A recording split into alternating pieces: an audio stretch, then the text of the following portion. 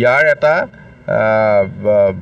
মানে প্ৰফিট নহ'লেও প্ৰফিট লছৰ এটা ফৰ্মুলা হ'লেও আমি উলিয়াব লাগিব।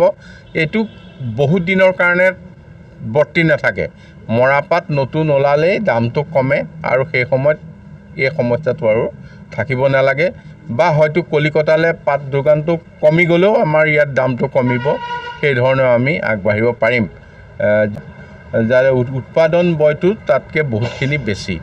গতিকে আমি এনেধৰণে কৰি থাকিলে গোটেই ছিষ্টেমটোতে আমি লোকচানৰ সন্মুখীন হোৱাৰ সম্ভাৱনা আছে।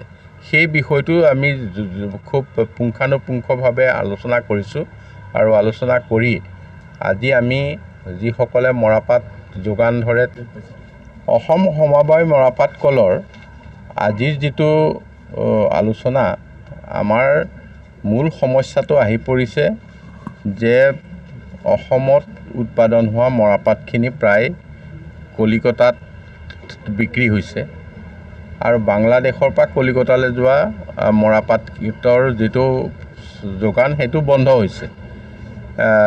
সেইকাৰণে মৰাপাটৰ দামটো বৃদ্ধি হৈছে। আমাৰ যিখিনি ফিনিছ প্ৰডাক্ট সেইখিনি আমি যিখিনি বস্তা বা অন্যান্য সেইখিনি আমি যিহেতু কোঅপাৰেটিভ জুট মিল আমি ভাৰত চৰকাৰৰ JCIক আমি ছাপ্লাই দিব লাগে। আমাৰ মাৰ্কেটৰ কোনো সমস্যা নাই। তেওঁলোকৰ যথেষ্টখিনি আমাৰ তাত অৰ্ডাৰ আছে। যিমান প্ৰডাকশ্যন কৰে সিমানখিনিয়ে লৈ যাব পাৰে আৰু লগে লগে তেওঁলোকে পে'মেণ্টটো খুব লগে লগে দিয়ে।